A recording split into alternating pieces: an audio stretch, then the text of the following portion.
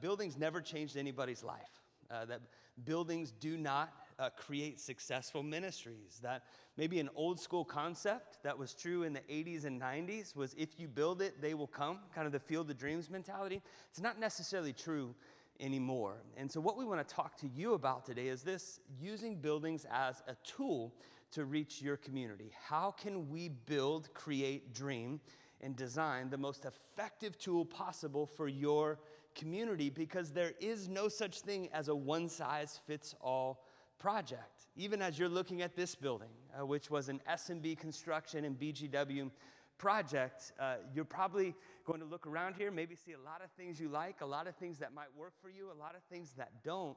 And that's really a part of our process, is to hone in and ask the specific question, where is God calling you to go inside of your community?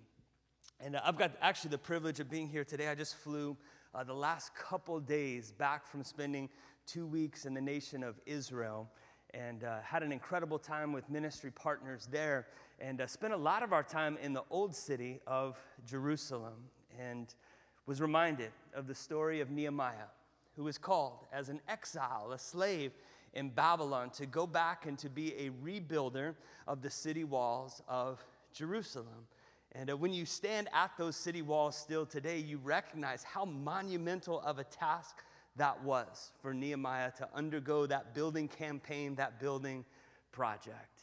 And there's really 5 things that stick out to me out of the story of Nehemiah. The first one was this: when the report came back to Nehemiah as cupbearer to the king that the city was in disrepair, we read that his heart was broken, that he had a true broken heart for his people, his community, and his city. And Nehemiah had every reason, being separated by hundreds of miles in Babylon, being separated by a lifetime in captivity there. We believe that Nehemiah probably had a pretty easy job being cupbearer to the king, that he got to eat some of the finest foods, live in some of the finest palaces, and it could have been very easy for Nehemiah to say, that's not my problem, that's not my issue. Whatever's going on in Jerusalem is another lifetime away from me. But he allowed God to give him a heart of flesh.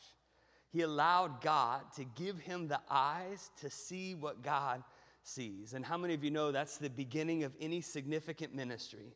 You and I, as church leaders and pastors, praying that prayer, God, take my heart of stone, which is easy in this world to get burnt out, isn't it? It's easy in this world to look at people through a heart of stone.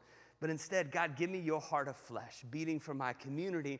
And man, our hopes are that today we can help move with you in a heart of empathy. How can we serve? How can we become embedded inside of the community that God has called us to? The second thing I love about Nehemiah's story is this: that Nehemiah didn't take a broken heart immediately into action, which my guess is that as pastors and leaders here today, there's a lot of us here who are type A leaders, amen? That are doers, that are ready to charge. But what we see is Nehemiah, before he was moved to action, he was moved to prayer. He was moved to a place to seek the heart of God. God, what would you have me do about this? And what a powerful question for us as church leaders to ask of God. God, what would you have me do in this time, in this season, for such a time as this? The third thing we read about Nehemiah's story is that time of prayer led him to a God-sized ask. That when he went before the king looked, he said, Nehemiah, I've never seen you so down. I've never seen you so depressed. What's going on? And Nehemiah chose, likely at the risk of his life, to show emotion in front of the king. And he said, King, my city's in disrepair. The king asked him, what would you have me do about it? And Nehemiah could have made a small ask, right? He could have said, well, I need my freedom to go back and try, or I need just a little bit of resources. But instead, Nehemiah made an ask that was probably on par to somewhere between $30 and $50 million ask in today's economy. He said, King, I need your army to go with me to protect me. I need access to your forest. I need you to fund the rebuilding of Jerusalem, even though you're not the one who destroyed it. And how many of you know that when we hear from God, we have to have the courage to make a big ask? The fourth thing we read that Nehemiah did is he put together the right team. And you're going to hear Don Mahoney, who's the president and chief architect at Building God's Way, come and talk about putting together a team around you. Did you know that Zerubbabel and Ezra, who went before Nehemiah to rebuild the city of Jerusalem, did so by just taking working age men? And that makes sense, doesn't it? From a real practical point of view, they said, we need to take guys with us who are capable, who are in their prime, who are going to get the job done as fast as possible. But when you read about what Nehemiah did, he actually brought not just working age men, but he brought young men. He brought old men. He brought children and women along with him because he knew it was going to take an entire community to get the job done. Because sometimes young men can drive you nuts in the process, but you need their energy, you need their vision casting capacity. And I think a lot of times that's what we do as a church is we just have a tendency to run towards what God's calling us to run towards. And we said, let's surround ourselves with the people who think like us, the people who act like us, the people who maybe have the capacity that we have. But Nehemiah knew that he wasn't going to get anything done without the young men, without the older men, and without the women around them to have a well-rounded team that could accomplish the vision that God had given them. The fourth thing that we find in Nehemiah is that they knew how to overcome adversity. How many of you know that anything that you and I set out to do in the kingdom of God in this world is going to be a fight?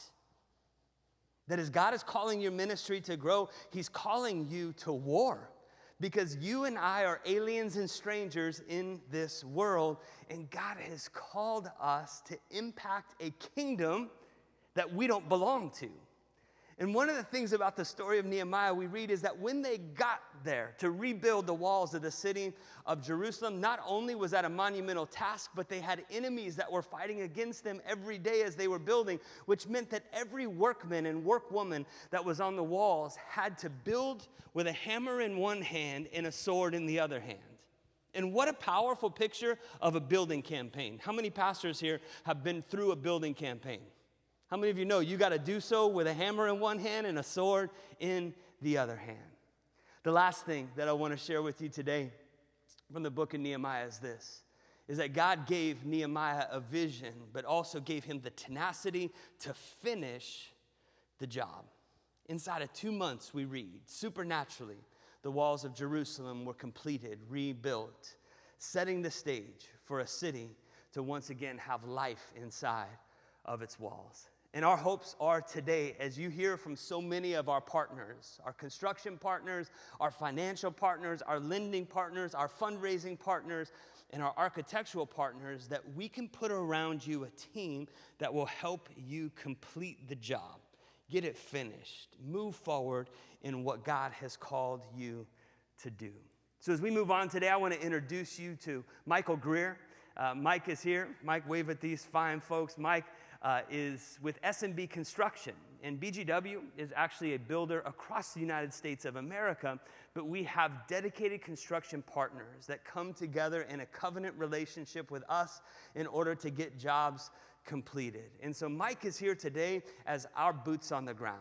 He is our Texas guy that knows this area well, that understands what's different in Texas than maybe some of the other places that we do work here in this country. And he's a guy that would love to come visit you, would love to visit your facility, would love to go on a journey with you in where God is calling you to go.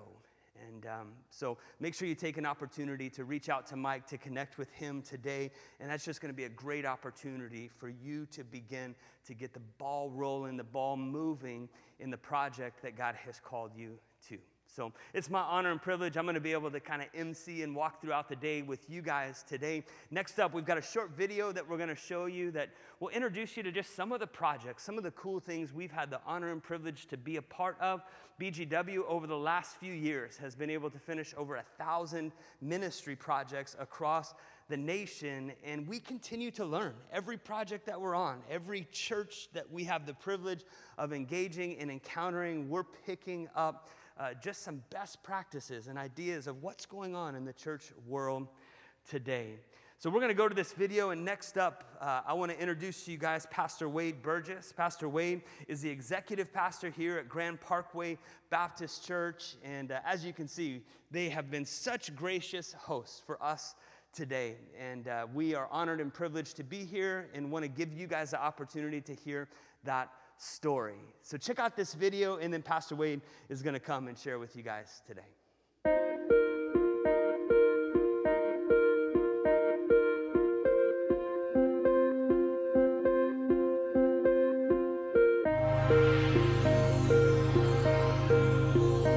From the very beginning, they came in and they pitched this idea I'd never heard of. They said, we have a charrette. Basically, they meet with you for 3 days. They meet at night. And so we met, and basically they said at the end of 3 days, we'll have a rendering. It won't be final, but it'll be a rendering. And I thought, there's no way. Now this is our third building that we've built since I started here. We worked with other architects, and I always felt like they were saying, this is what we do. Whereas BGW, with the charrette process, they come in, and at the end of 3 days, like they say, they have a rendering. And I remember when they unveiled it, I was like, oh, that's who we are. We have 4 core values: gospel, community, mission, and blessing. One thing I love about BGW is they started with that. They said, what are your values? Because we want to build a building that communicates your values to the community and to your church. And so we believe that the gospel produces this community of people that are on the shared mission, and central to that mission is to be a blessing. Like there's a high school right across the street. We've gone to them, and they have a couple of musicals in the fall and spring, and they go on the other side of town to a place that's big enough, and we're able to say, hey, we're right across the street. You're more than welcome to use our facility. And the high school music teacher comes over, and he's like, oh my gosh, this is incredible. Are you sure? Like, absolutely. We want to be a blessing to you. So we get to explain one of our core values, and this building demonstrates that and communicates that to them. My favorite part of the place, I talked to one of my little friends, Madeline, who's 10. She says, I like the theater seats in the back because it's a wraparound, very warm environment. It doesn't feel ostentatious. It's very functional and practical. It's very well made. But like even the third space, as the BGW people call it, wraps around, it's deep and full. We believe that the church is about transformation, absolutely. But a component of transformation is socialization.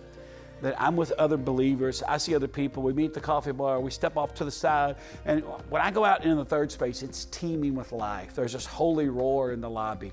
Our previous building was so small, it was like human pinball. You're bouncing off each other. And so we have this space that, again, communicates. One of our core values is community. And one of the guys said in the planning process, he put his pencil down and he said, this is where community happens. And so that's been a phenomenal experience for us as a staff, but also for our people, just to enjoy a dedicated design building that communicates our core values.